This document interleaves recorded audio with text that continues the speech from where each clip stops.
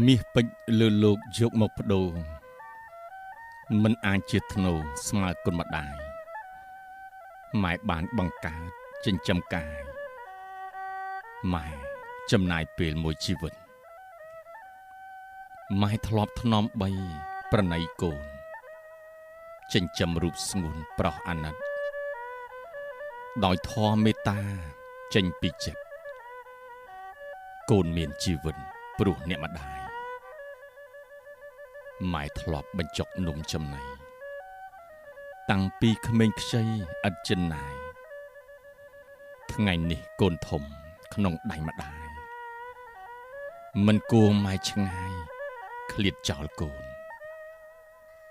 ពាក្យបណ្ដាំម៉ែបណ្ដោះចិត្ត